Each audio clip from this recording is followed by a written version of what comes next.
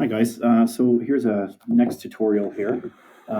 This one would be considered something like part one of layers. So I'd like you guys to understand the complexity of layers and the value of using layers and what layers actually are. So we'll start with this part one.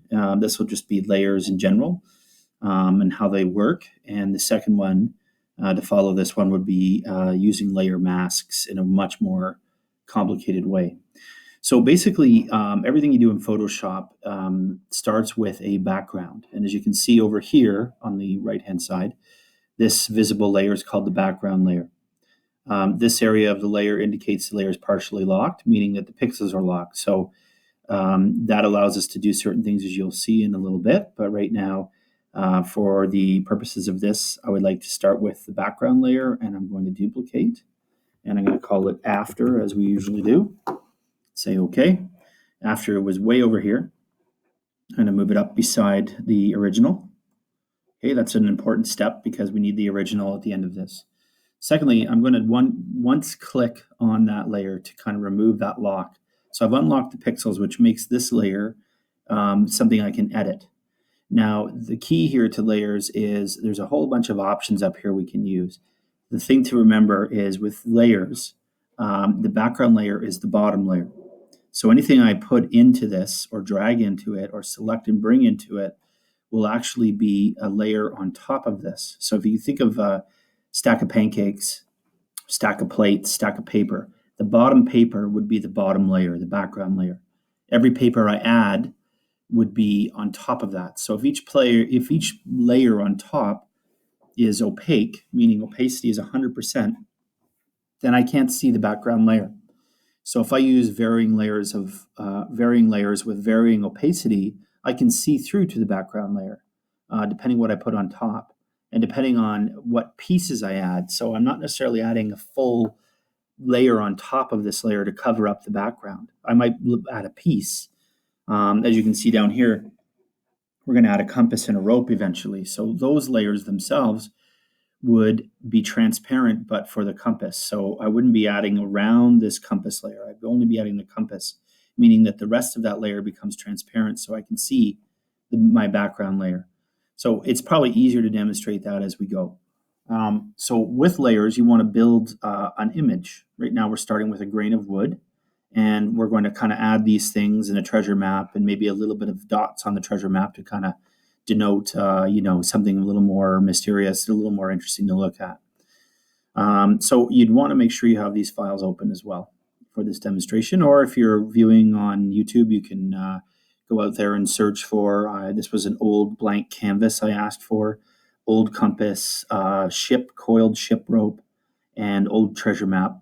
And these are the things that popped up. So that's all I'm using. So first things first, let's take our old canvas here.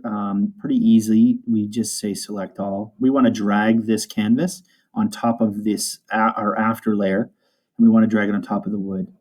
So I'm just going to select it. I just said select all.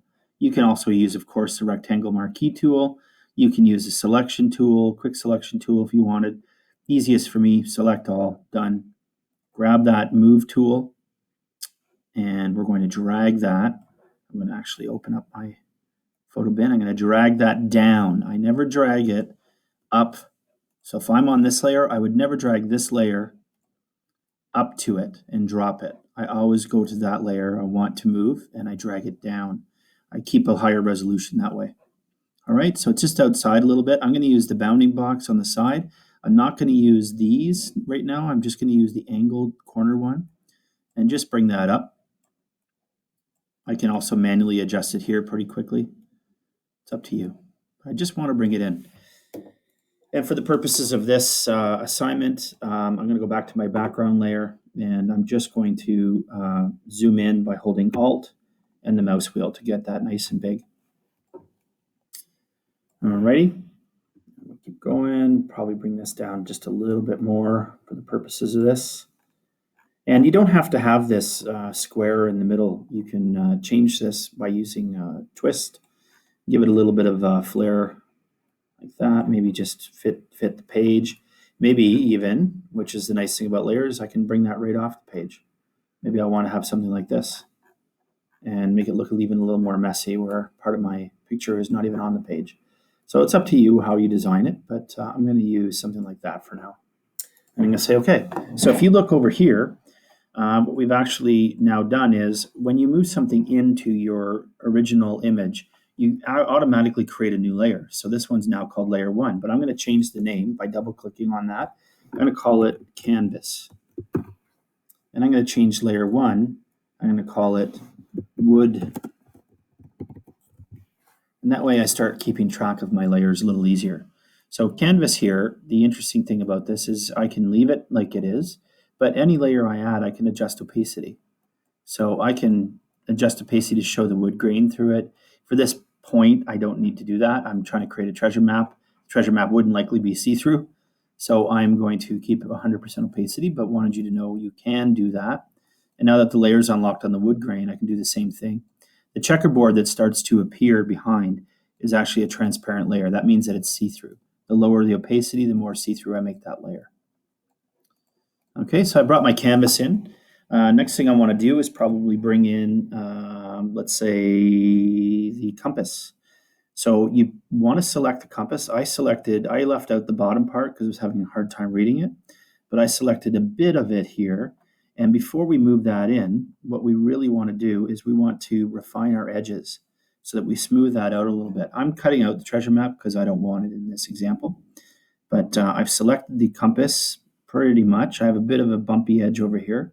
So when I go to refine edge, it just lets me see my selection, and I can kind of play with smoothness. I can feather the edges, make it a little more whimsical and mystical. I can add contrast to increase the look of that edge. I can play around with shifting the edge. Anyway, I can get to what I want to do. The objective here is get to a nice, smooth, feathered edge for my selection. So it's ready to bring in. I can say remember settings. I can decontaminate colors and play with that too. Right? I can do with a new layer mask, which we won't do right now. And basically hit OK. Now I have my selection. So I want to drag that in to my treasure map. And I'm going to select my selection tool again. I can do this a number of ways. I can say edit, and with my selection, I can say copy, and then I can do layer, new layer via copy, and paste it into here. What I'd like you to do is drag it just like this, again, from the high resolution to the project page. Nice and big. Don't need it that big, obviously. So grab your bounding box, as you can see. And if you're getting interference from the map behind, just make the map layer invisible for a second. I do that by clicking on the eye to toggle it on or off. But when it's off, I can grab my bounding box much easier on my compass layer. Okay, so I'm going to bring that into view. I'm going to re-add my background. I'll have to say yes, of course. And there we go. So I can place this anywhere I want, really. I think I'm going to twist it around, and I'm going to make sure that it's sort of up in the corner or down in the corner here, maybe. It's up to you. This is all preferential. Whatever you think is looks good. I might make mine a little bit smaller, and I'm just going to place it there. Now, again, like I said, it's going to create an automatic layer mask for me. I'm not too worried about that right now. What I want to do for this is just to give you an example of layers. I don't necessarily want the layer mask as part of this. It could get a little confusing for some. We'll start with basics. So again, I can lower the opacity of that layer just a tiny bit to make it sort of fit the color a little bit better, make it blend a little bit. And you can see that the glass now, I can see through the wood grain. It looks a little more realistic, and I'll leave that off to the side. So my layers are starting to pile up, as you can see. Another selection I want to make is I want to bring in my rope. So I've selected just the rope up to this point. We're going to adjust it on our layer to fit and look realistic, but for now, that's what I'd like to do. So we're going to grab the rope, and we're going to drag that rope, once it's selected, into our main picture. As you can see, it's appearing behind the layer, the canvas, and the reason for that is because it's below the canvas. So if I drag my layer up and I drop it above the canvas, it now appears in front of the canvas, and the canvas is behind. So I'd like to minimize this as much as possible, and I'm going to turn it to give it a little bit of an angle and just put that edge off screen so that it looks like rope, it looks realistic, possibly. I can make it bigger and stick it way up in the corner. The whole idea is to give it the impression that there's some, ship-worthy rope in our image. And I'm just going to, relative size of the compass, I'm trying to use the rule of thirds here too for some symmetrical balance. So keep that in mind too. Maybe I want that in front. So that means that the compass itself is behind. Okay, so you can see that that's behind the rope, but it's in front of the canvas. That means that it's on a higher level, layer level than the canvas, and it's below the level of the rope. Okay, so I'll move that back where I want it, put it down in the corner. And last but not least, I want to add, now if I'm selecting the wood layer, that's where I'm going to add my layer just above it. So if I'm selecting this layer, which is the rope layer, I'll put the next thing I add above the rope. Right now, I want to add something to the canvas. So I'm just going to do this and put this above the canvas. Okay. Come back over here, and I've got a map. I'd like to select or deselect the outside of that map layer. So I'm just going to do that. And it looks like I got to add a little bit here. Oops, subtract a little bit here.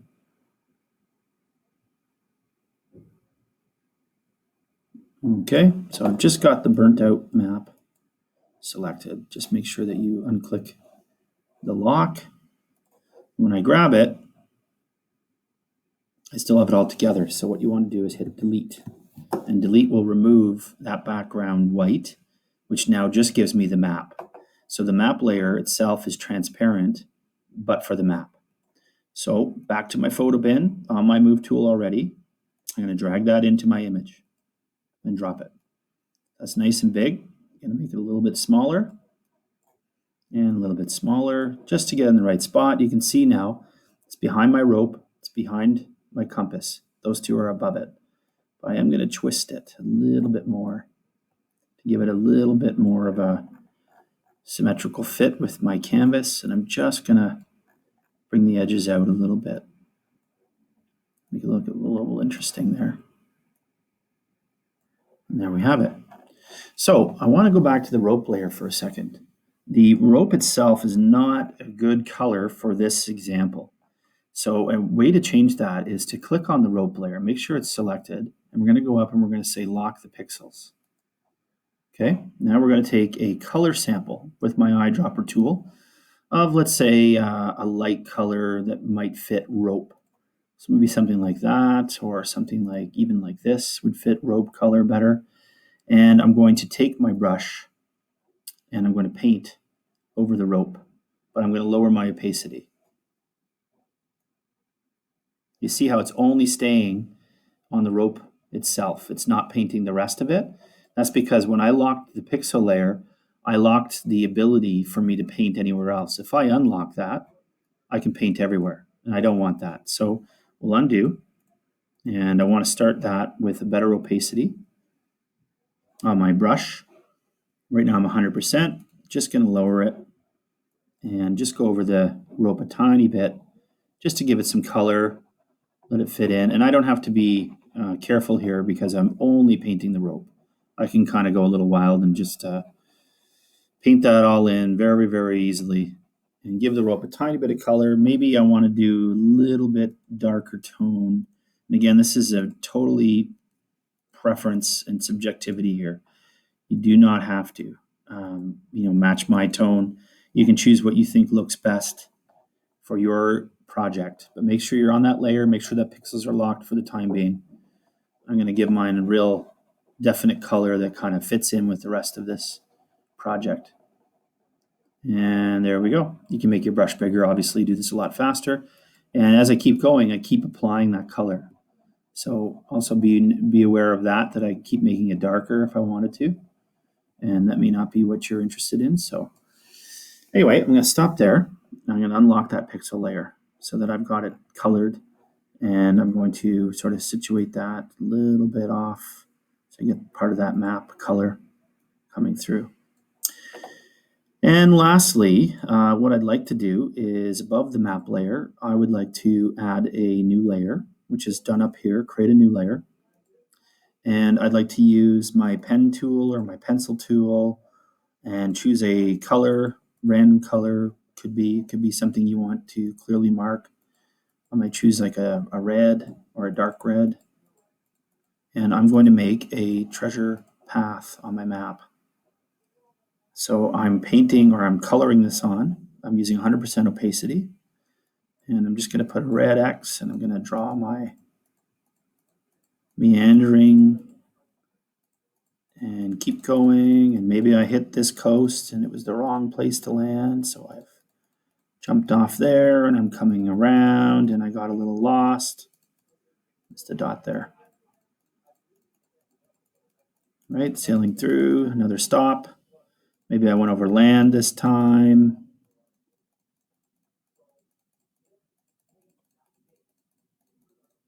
And came out again. And you decide what this is supposed to look like. But the idea is I come in here and I'm trying to make a realistic looking treasure map. So I'm going to bring it over here. And big red X marks the spot with a giant arrow. And there we go. So if I don't like that color, and I've done this already, again, you want to lock that layer. And you can change the color here, make it a more vivid red, whatever you wish. But you know how to do this step now. So I prefer the color I chose there. And what I might do, though, is lower the opacity a tiny bit on the map, just to make it blend into the canvas a little bit better, which makes my treasure map lines stand out a lot more. So that's layers in general, guys. That's it, layers in a nutshell. What I'd like you to do for this project is I'd like you to submit, instead of a PNG file, I'd like you to turn in a PSD file. That's called a proprietary format. And the reason it's called proprietary format is that it's not completed. These layers over here on the right-hand side have not been collapsed or merged. And I want to see the layers open and see the work that you've done when you turn this in. But if you want to head out, grab those files and get started on this project, your outcome should be this. And it should be in this format, as you can see below. And you would do those selections yourself and bring it into here and end up with this finished result. That is a layers assignment. If you want to add something else to the assignment, you go right ahead.